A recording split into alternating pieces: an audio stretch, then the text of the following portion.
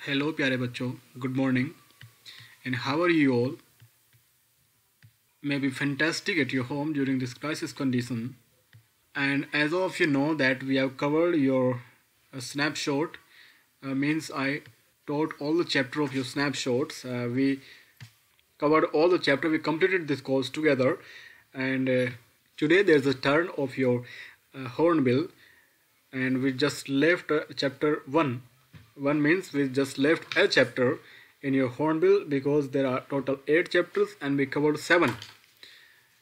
And you know that we just left this knowingly, and it's time to cover this chapter also.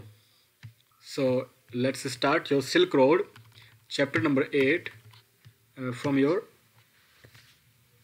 hornbill. Okay, let's start. Let's see. The author is Nick Middleton. So let me choose some pen here. All right. तो बेटा chapter है आपका silk road, और silk road क्या होता है। जो आपके ऑथर हैं इस चैप्टर के, निक मिडल्टन, वो विजिट के लिए जाते हैं कैलाश माउंटेन पर, जो कैलाश पर्वत है, जो कि आपने सुना होगा कंट्री तिब्बत। अभी तो वो कंट्रोल है बाय चाइना, अभी वो फ्री कंट्री नहीं है, वो चाइना के द्वारा कंट्रोल कर ली गई है। तो तिब्बत और चाइना की बॉर्डर पर ये कैलाश पर्वत है। ये पहले इंडिया का ही हिस्सा था, ये जो तिब्बत है। ये नहीं पता इंडिया का हिस्सा था कि नहीं था, मगर ये एक फ्री कंट्री थी, राइट। और अभी ये आप सर्च कर सकते हैं गूगल पर। तो जो सिल्क रोड है, इसको सिल्क रोड क्यों कहा जाता है और ये कौन सा रोड है? ये ईस्ट से वेस्ट को जोड़ता है, यानी जो हमारी एशिया है, यानी पूर्वी कंट्रीज़ हैं, वेस्टर्न कंट्रीज़, और जो वेस्टर्न कंट्रीज़ है यूरोप और अमेरिका वगैरह, ये रोड उसको जोड़ता है। तो इसको सिल्क रोड इसलिए कहते हैं क्योंकि चाइना में सिल्क होता था बहुत ज़्यादा, तो चाइना से सिल्क का एक्सपोर्ट किया जाता था वेस्टर्न कंट्रीज़ में, और वो इसी रोड से होता था। जो ट्रेडिंग होती थी सिल्क की चाइना से, वो इसी रोड पर से होती थी, इसी रोड पर से लोग ट्रेडिंग करते थे जाकर, ठीक है। तो इसलिए इसको सिल्क रोड कहा जाता है। और हमारे जो ऑथर है, जो राइटर है, निक मिडल्टन, ये विजिटिंग के लिए आते हैं कैलाश पर्वत पर, और जब ये कैलाश पर्वत पर जाते हैं तो वो थोड़ी देर इसी रोड को फॉलो करते हैं, यानी इस सिल्क रोड से ही होकर जाते हैं। तो इसके बारे में हमारा चैप्टर है। चलिए स्टार्ट करते हैं। Nick Middleton, silk road, right.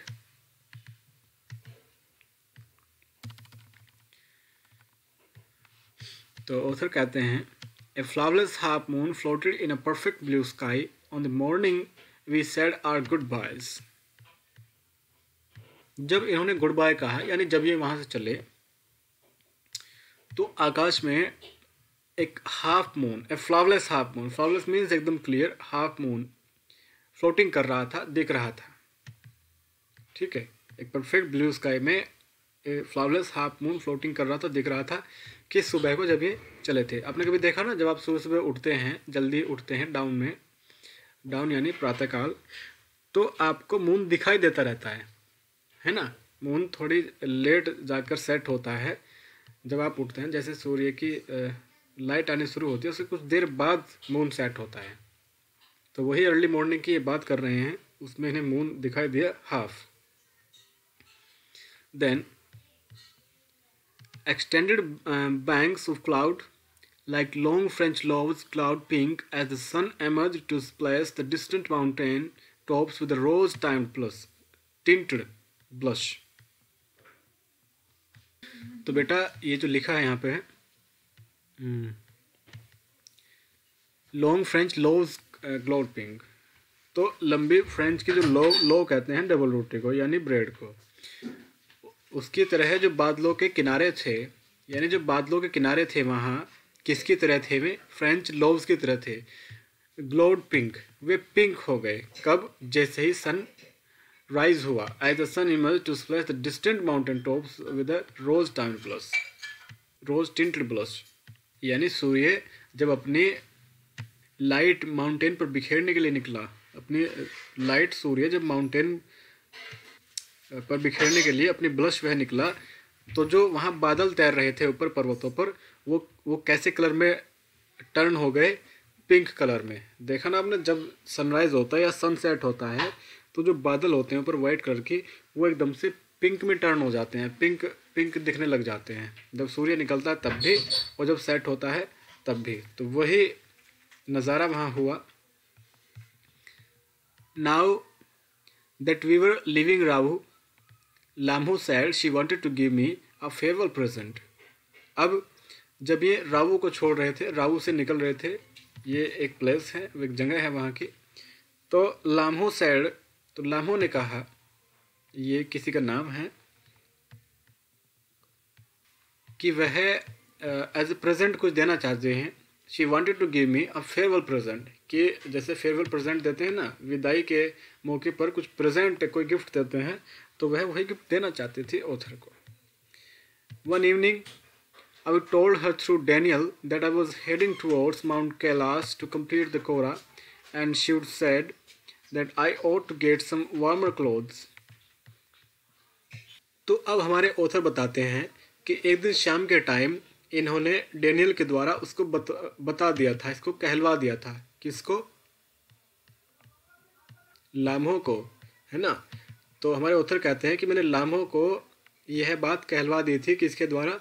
Daniel से कहलवा दी थी कि मैं अभी कहाँ जा रहा हूँ। I was heading towards Mount Kailash to complete the kora, कि मैं माउंट कैलाश की तरफ जा रहा हूँ कोरा को कंप्लीट करने। कोरा क्या होता है? एक पिलग्रिमेज टाइप होता है, जैसे तीर्थ यात्रा होती है ना, एक तीर्थ स्थान। तो वह उस चीज़ को पूरा करने के लिए जा रहा था कि मेरी तीर्थ यात्रा पूरी मानी जाएगी यदि मैं कोरा को कंप्लीट कर लूँगा। तो ये माउंट कैलाश की तरफ कोरा कंप्लीट करने के लिए बढ़ता है। तो फिर जैसे ही लाम्हो को ये बात डैनियल ने बताई कि हमारे ऑथर अभी माउंट कैलाश की तरफ जाएंगे अपना कोरा पूरा करने, तो उसने कहा, यानी लाम्हो ने कहा कि उसे कुछ गर्म कपड़े ले लेने चाहिए। She would said that I ought to get some warmer clothes. तो उसने क्या कहा लाम्हो ने कि हमारे ऑथर को क्या ले लेना चाहिए? कुछ गर्म कपड़े ले लेने चाहिए, क्योंकि वहाँ सर्दी बहुत ज़्यादा होती है।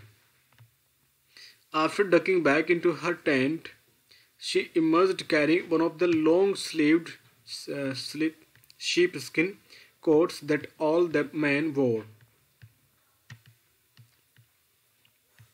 तो वह अपने टेंट में गई, अपने टेंट में वापस जाने, आफ्टर डगिंग बैक इनटू हर टेंट, अपने टेंट में वापस जाने के बाद, शी इमर्ज यानी वह फिर से दिखाई दी बाहर, यानी वह फिर से बाहर आई, क्या करते हुए?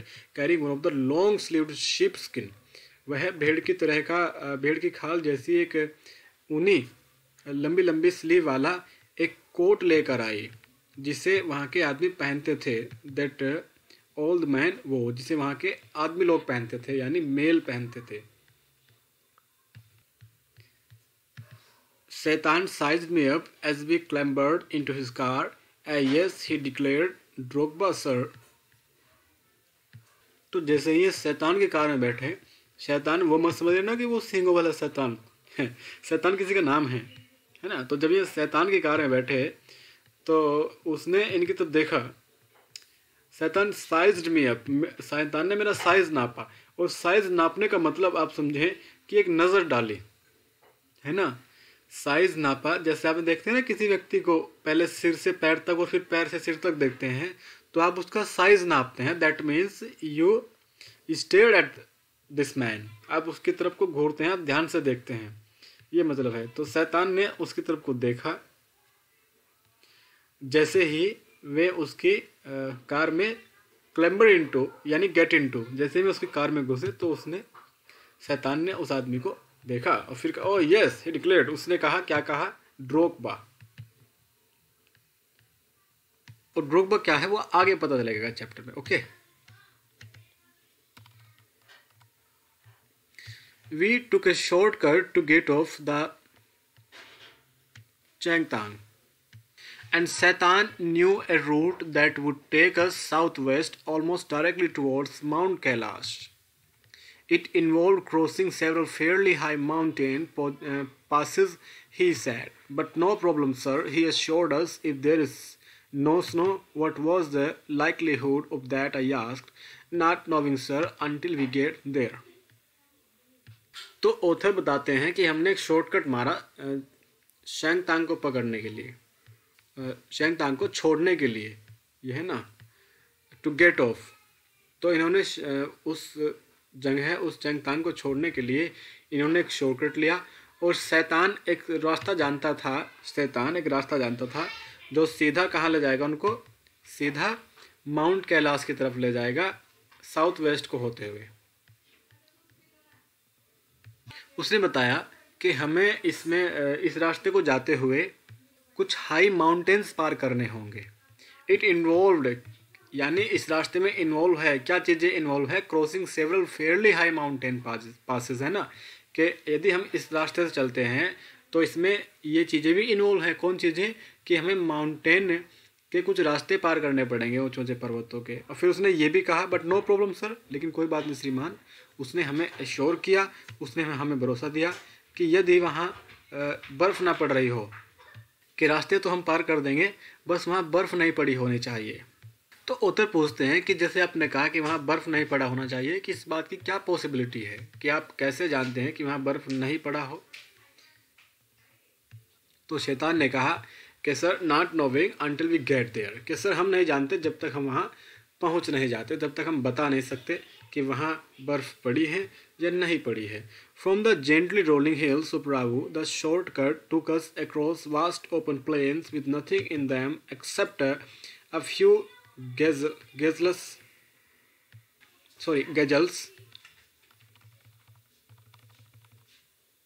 that would look up from nibbling the arid pastures and frown before bounding away into the void.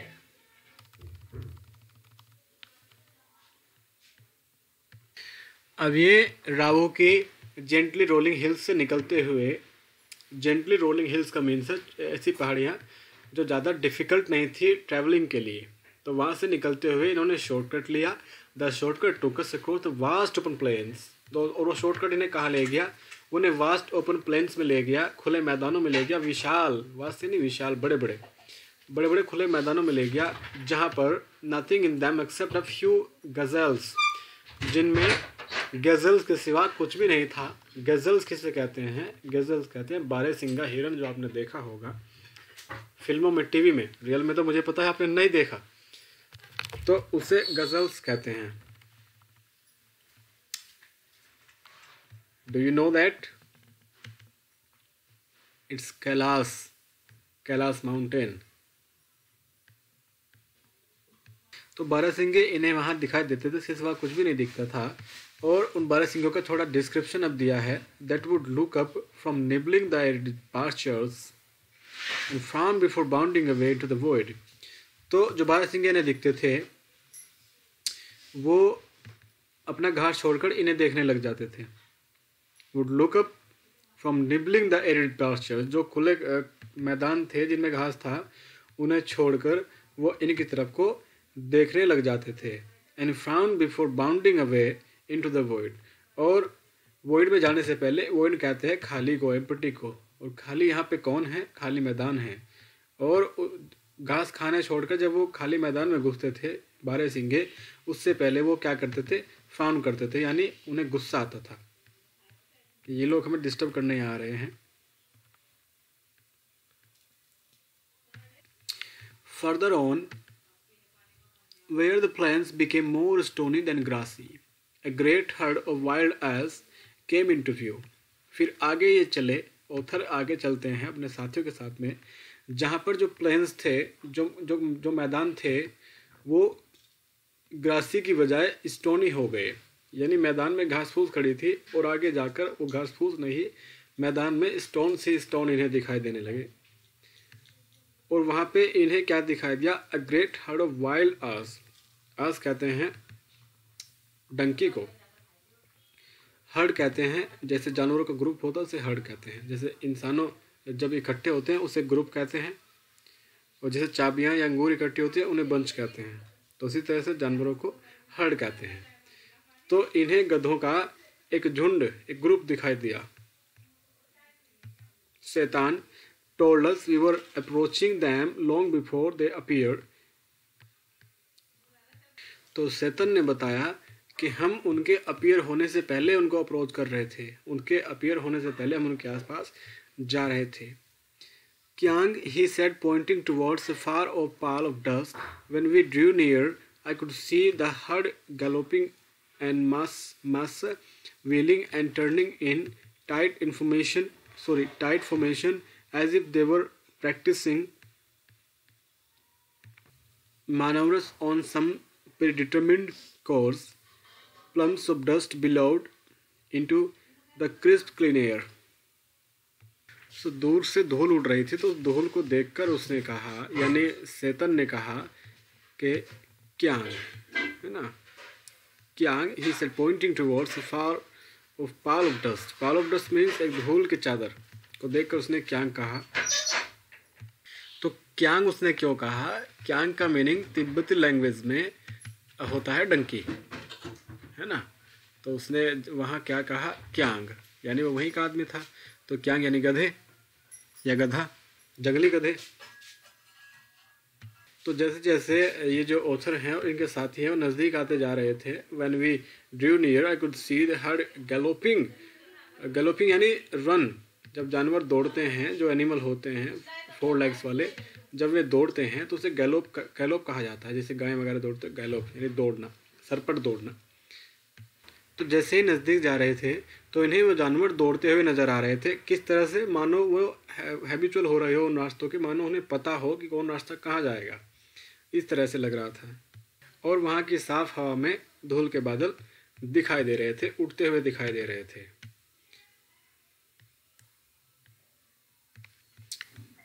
Manoeuvres कहते हैं, जैसे हमारे जो आर्मी के लोग होते हैं वो ड्रिल करते हैं या वो चलते हैं किन्हीं रास्तों पर और उन्हें रास्ते प्रीडिटरमिन्ड होते हैं, पहले से पता होते हैं। तो उनकी तरह ये गधे रास्तों से चल रहे थे, मानो वो वहाँ से निकलने का प्रैक्टिस कर रहे हो, वहाँ से सैनिक की तरह चलने का प्रैक्टिस कर रहे हो। एक साथ सारे गधे जो चल रहे थे तो मैन्यूवर्स की तरह लग रहे थे, मानो कोई सैनिक चल रहे हो लाइन में, किसी प्रैक्टिस, कोई ड्रिल वगैरह की प्रैक्टिस कर रहे हो।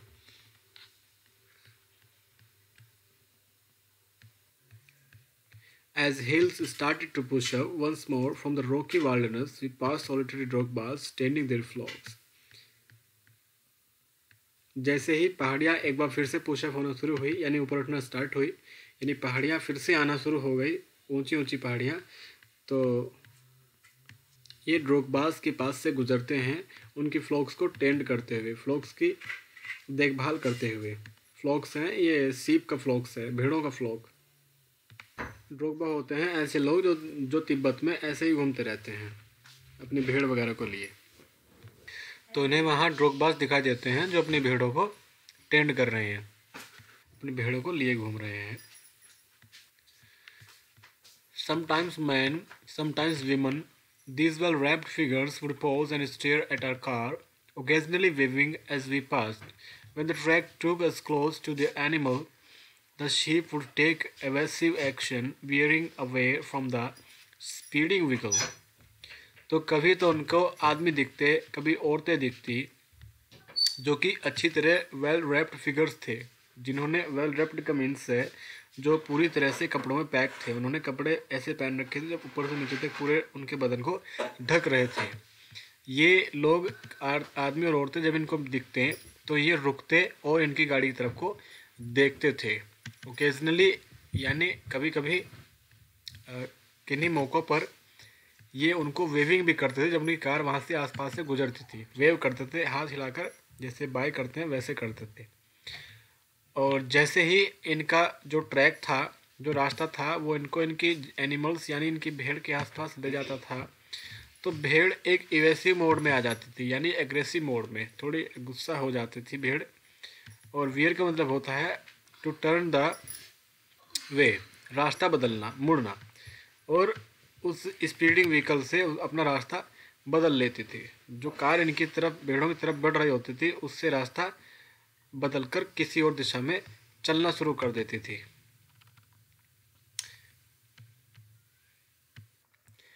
We passed nomads, dark tents pitched in splendid isolation, usually with a huge black dog, a Tibetan mastiff standing guard. अब ये नोमैड्स के डार्क टेंट्स के पास से गुजरते हैं। We passed nomads dark tents. Nomads किसे कहते हैं? ड्रोगबाज को नोमैड्स कहते हैं। हम ये भी ये समझ लेना। नोमैड्स का मतलब होता है खाना बदोश। ऐसे लोग जो इधर उधर घूमते रहते हैं, इनका कोई घर नहीं होता जैसे भेड़ चराने वाले, उस तरह से नोमैड्स कहते हैं। तो अब ये नोमैड्स के जो टेंट लगे हुए थे ब्लैक कलर के, जो डार्क टेंट्स थे, डार्क कलर के, नॉट ब्लैक, उनके आसपास से गुजरते हैं। जो टेंट्स पिच्ड इन स्प्लेंडिड आइसोलेशन, जो अकेले एक शानदार जगह, एक शानदार अकेलेपन, यानी दूर दूर एक एक करके गड़े हुए थे। और वहाँ पे उनके साथ में ब्लैक कलर के ह्यूज डॉग्स भी थे, बड़े बड़े कुत्ते थे। अ टिबेटन मैस्टिफ स्टैंडिंग गार्ड, ऐसा लगता था जैसे वे गार्ड खड़े हुए हैं। वहाँ के जो डॉग थे ब्लैक कलर के ऊंचे ऊंचे विशाल डॉग, वैसे लगता था जैसे गार्ड वहाँ खड़े होकर पहरा दे रहे थे। मैस्टिफ एक ब्रीड है डॉग की। तो वे जो डॉग्स वहाँ थे उनकी ब्रीड जो थी वो टिबेटन मैस्टिफ थी, यानी तिब्बती mastiff. These beasts would cock their great big heads when they became aware of our approach and fix us in their sights. As we continued to draw closer, they would explode into action, speeding directly towards us like a bullet from a gun and nearly as fast. तो ये जो beast थे, beast यानी जानवर, जो animal यानी कुत्ते, जिनका जिक्र कर रहे थे, जिनकी ब्रीड कौन सी थी? Tibetan mastiff.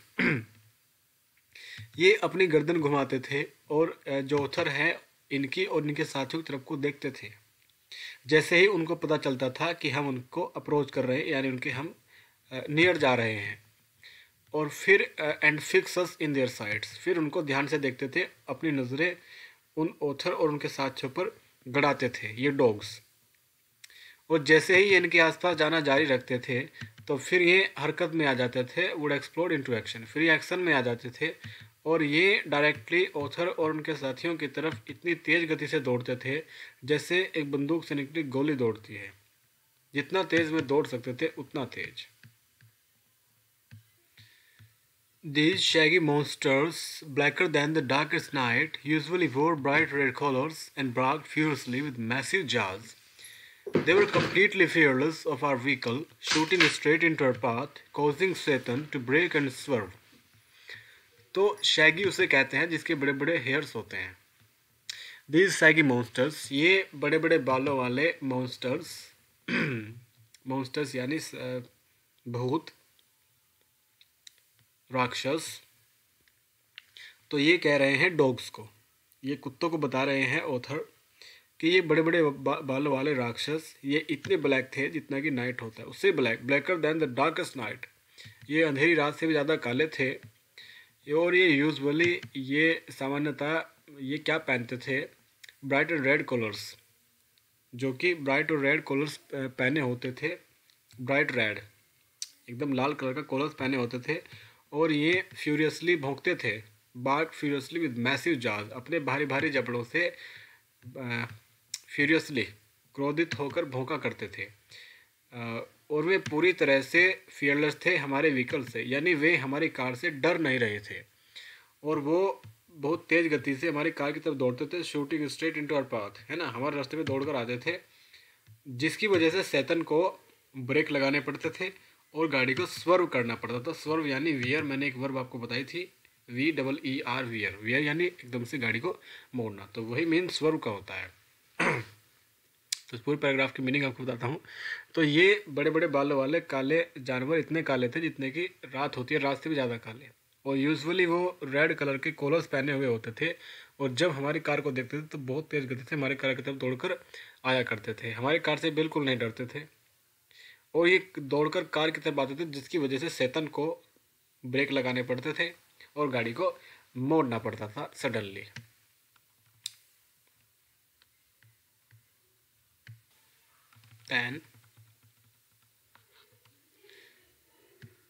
Okay, start a new page, ending with the.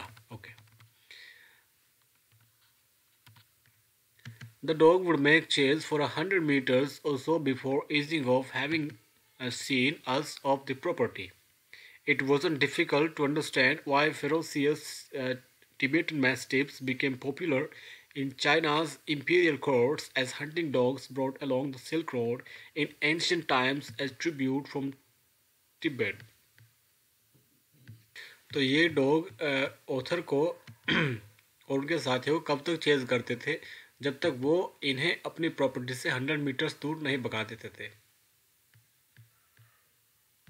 तो ये कुत्ते निक मिडल्टन, जो हमारा ऑथर है, निक मिडल्टन को कहाँ तक भगाते थे? अपनी प्रॉपर्टी से 100 मीटर दूर तक। और अब ऑथर के लिए यानी निक मिडल्टन के लिए यह समझना ज़्यादा डिफ़िकल्ट नहीं था कि क्यों ये कुत्ते चाइना के इम्पीरियल कोर्ट में हंटिंग डॉग के रूप में इतना पॉपुलर हो गए हैं। चाइना के इम्पीरियल कोर्ट में ये कुत्ते बहुत ज़्यादा पॉपुलर हो गए हैं एज हंटिंग डॉग्स। क्यों? अब वो समझ गए क्यों। क्योंकि ये बिल्कुल भी बर्दाश्त नहीं करते कि इनके आसपास कोई जाए और इनकी प्रॉपर्टी के 100 मीटर तक कोई रहे। इसलिए वो वहाँ इतने फेमस हो गए थे और जिनको सिल्क रोड से ले जाया जाता था तिब्बत से सहयोग के रूप में। यानी उन कुत्तों को चाइना के इम्पीरियल कोर्ट्स में सहयोग देने के लिए कहाँ से ले जाते थे? पकड़ के सिल्क रोड से।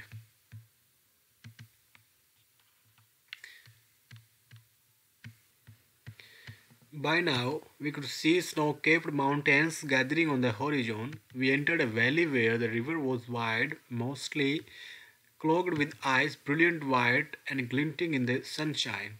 The trail hugged its bank, twisting with the meanders as we gradually gained height and the valley sides closed in. तो अब तक जब भी ये बर्फ से ढके माउंटेन्स की तरफ को बढ़ते थे, अब ये क्या देख सकते थे कि वहाँ सारे जो माउंटेन्स है वो बर्फ से ढके हुए हैं।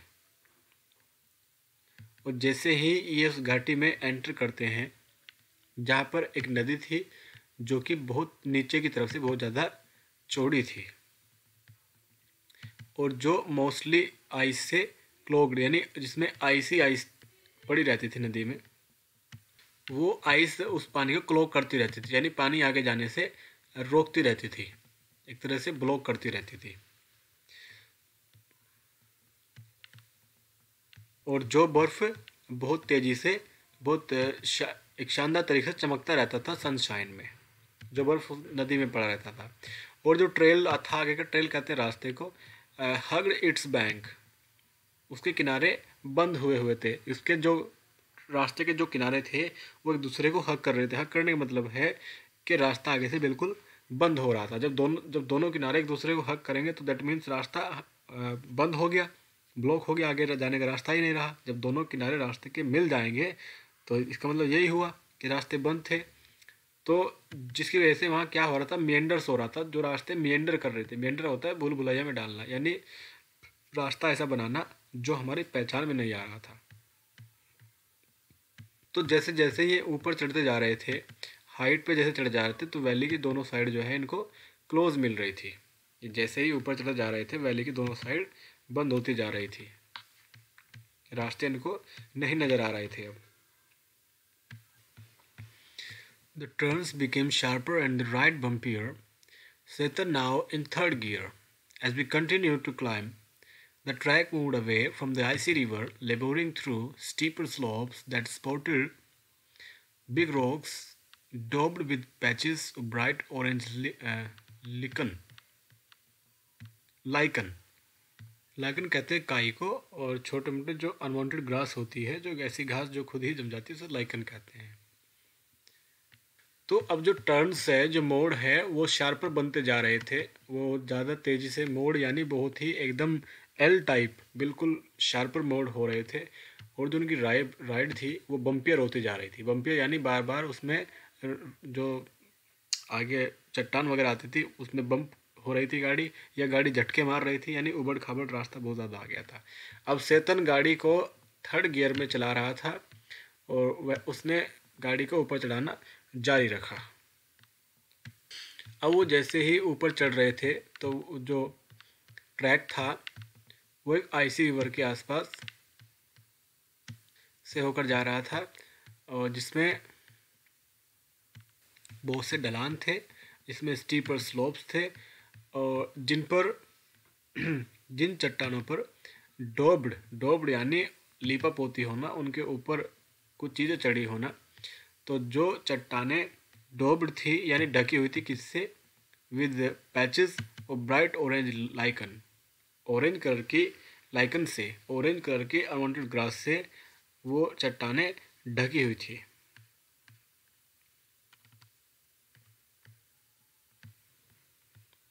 Beneath the rocks, hunks of snow clung on in the near permanent shade.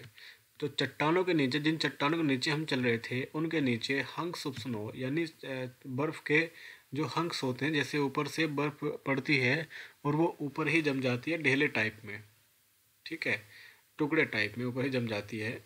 तो वो बर्फ़ के हंक्स, वो बर्फ़ के ढेले वहाँ हमेशा लटके रहते थे परमानेंट शेड में, यानी वहाँ हमेशा छाँव ही रहती थी, धूप नहीं आती थी। उस परमानेंट शेड में चट्टानों के ढेले हमेशा ही लटके रहते थे रॉक के नीचे। I felt the pressure building up in my ears, held my nose, snorted and cleared them.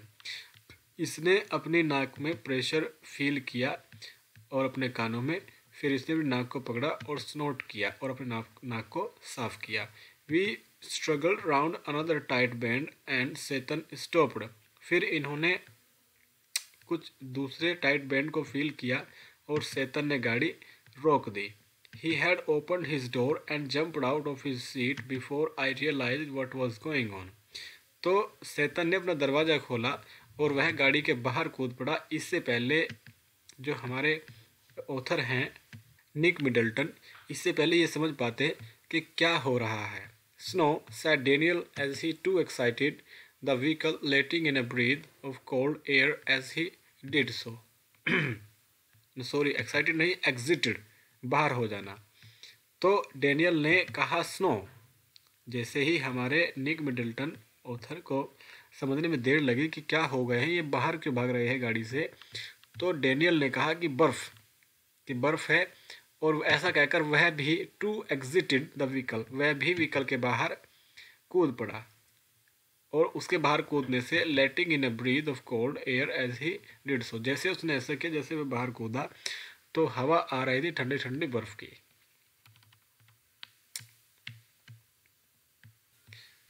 A swathe of the white stuff lay across the track in front of us, stretching for maybe 15 meters before it petered out and the dirt trail reappeared.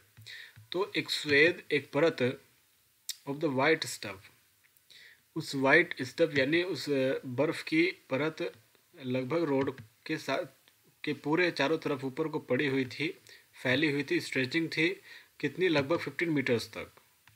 और फिर कुछ देर बाद वह dirt trail फिर से reappear हुआ, वह गंदा रास्ता फिर से दिखाई दिया। The snow continued on either side of us, smoothing the abrupt bank on the upslope side. तो जैसे ही इनके पास एक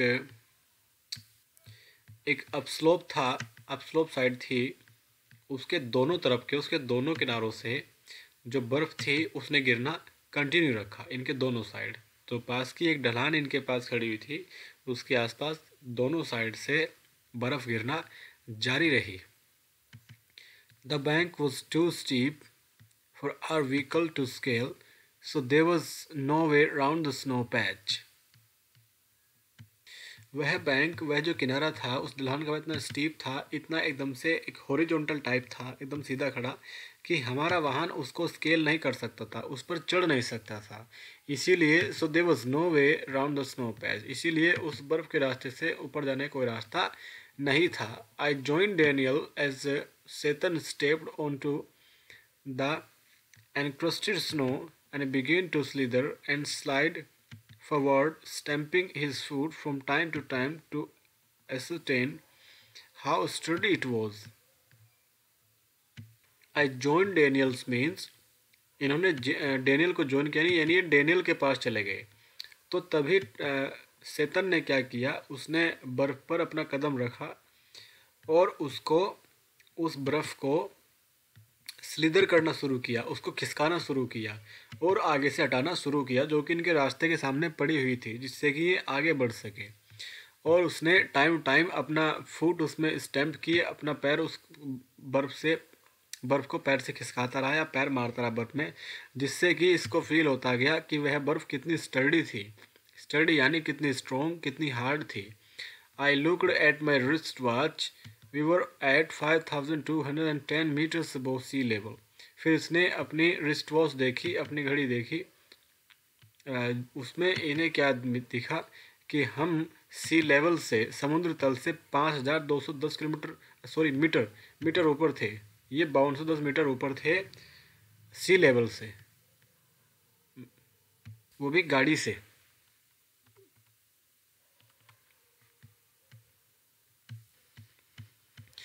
Then the snow didn't look too deep to me, but the danger wasn't its depth, Daniel said, so much as its icy top layer. जो बर्फ़ थी वह मुझे ज़्यादा गहरी नहीं दिखाई दी। जो हमारे ऑथर बता रहे हैं कि मुझे बर्फ़ ज़्यादा गहरी नहीं लग रही थी, मगर डेनियल ने तभी इन्हें क्या कहा, डेनियल ने इन्हें बताया कि इसकी गहराई खतरनाक नहीं है, but the danger wasn't it's depth. जो खतरनाक चीज़ है इसकी गहराई से ज़्यादा इसकी ऊपरी परत है। So much as its icy top layer, इसकी ऊपरी परत इसकी गहराई से ज़्यादा खतरनाक चीज़ है। If we slip off, the car could turn over, he suggested as we saw Satan grab handfuls of dirt and fling them across the frozen surface. तो यदि हम स्लिप करते हैं, यदि हम फिसल जाते हैं, तो हमारी जो कार है वो टर्न ओवर हो सकती है और पलट सकती है। उसने हमें सुझाव दिया, सजेस्ट किया, और तभी हमने बातें करते हुए सैतन को देखा। यानी डेनियल और हमारे ऑथर बात कर रहे हैं आपस में। जो हमारे ऑथर निक मिडल्टन हैं और डेनियल आपस में बातें कर रहे हैं। वो कह रहे हैं कि यदि हम फिसल जाते हैं तो हमारी गाड़ी पलट जाएगी। फिर उन्होंने देखा कि जो सैतन है उसने हैंडफुल ऑफ डर्ट ग्रैब किया, उसने हाथ में थोड़ी डर्ट उठाई और उसने उस डर्ट को कहाँ फेंका, जमी हुई बर्फ़ की सरफेस पर फेंक कर मारा। डर्ट यानी जो बर्फ़ के साथ साथ धूल गिरती है और वो गंदी जो होती है, कीचड़ टाइप गीली, वो उठाकर उसने जमी हुई बर्फ़ पर फेंक कर मारा। We both pitched in, and when the snow was sprayed with soil, Daniel and I stayed out of the vehicle to lighten Satan's load. तो इन दोनों ने उसको पिच इन किया, यानी दोनों ने उसका हेल्प किया, सैतन का, जो उनका ड्राइवर है, सैतन की इन्होंने हेल्प की। और जब इन्होंने डर्ट फेंका था, यानी बर्फ़ पर, डर्ट यानी सोयल, मैंने अभी आपको बताया था, तो जब इन्होंने धूल ही धूल उस पर फेंक दी वहाँ की बर्फ़ पर, तो डेनियल और इन जो हमारे ऑथर हैं वो बाहर ही रहे, stayed out of the vehicle. ये उस वाहन, अपनी गाड़ी के बाहर ही रहे। किस लिए? टू लाइटन सैतन्स लोड, जिससे सैतन का लोड कम हो सके, जिससे गाड़ी वहाँ न धंसे, न वहाँ से फिसले, आगे निकल सके। He backed up and drove towards the dirty snow, eased the car onto its icy surface and slowly drove its length without apparent difficulty. So he backed means वह पहले तो उसने गाड़ी को पीछे हटाया, बैक किया, पहले वह पीछे को आया और फिर उसने गाड़ी को and drove towards the dirty snow, फिर उसने जहाँ पर डर्ट फेंकी थी बर्फ़ पर, उसकी तरफ वो गाड़ी को ड्रो किया, गाड़ी वहाँ को ड्राइव की यानी चलाया। फिर उसने उस कार को उस आइसी सरफेस की तरफ को वह ले गया, उस पर कार उसने चढ़ाई बड़ी आसानी से, और धीरे धीरे वह कार को बिना किसी डिफ़िकल्टी के वहाँ से काफ़ी आगे तक ले गया। स्लोली ड्रॉ इट्स लेंथ, है ना, उसकी काफ़ी लंबाई तक, काफ़ी दूर तक वह कार को ले गया without any difficulty. Then 10 minutes later, we stopped at another blockade. Not good, sir, Satan announced as he jumped out again to survey the scene. This time he decided to try and drive round the snow. तो 10 minute बाद ये फिर से एक another blockage पर रुकते हैं, यानी फिर से दूसरी बाधा इनके सामने आई। ये 10 मिनट्स लेटर फिर वहाँ रुकते हैं। फिर सेतन ने अनाउंस किया कि नॉट गुड, कि सर ठीक नहीं है, सेतन ने ये कहा। और ये कहकर सेतन गाड़ी के बाहर फिर से उतर गया, कूद गया। क्या करने के लिए? टू सर्वे द सीन, उस सीन को सर्वे करने के लिए, उस सीन की जांच करने के लिए कि आखिर सीन क्या है, मामला क्या है, दृश्य क्या है, बात क्या हुई है। और इस बार this time he decided to try, इस बार उसने ट्राई करने का निश्चय किया और गाड़ी को वह स्नो के राउंड ले गया, यानी स्नो के राउंड यानी दूसरी तरफ को। इस बार उसने बर्फ़ पर गाड़ी नहीं चढ़ाई सेतन ने, वह इस बार बर्फ़ के बराबर से होकर ले गया गाड़ी को। So we covered this page of you, and today our video is too lengthy, 40 minutes, right? And it will take too much time to be uploaded beta, and we will see whether we may be successful to upload your video or not, and we will cover the rest of the chapter in our another video. So watch it carefully, and then I will put some questions in front of you in our live class. So watch the video carefully and learn responsibly. Okay बच्चों, take care.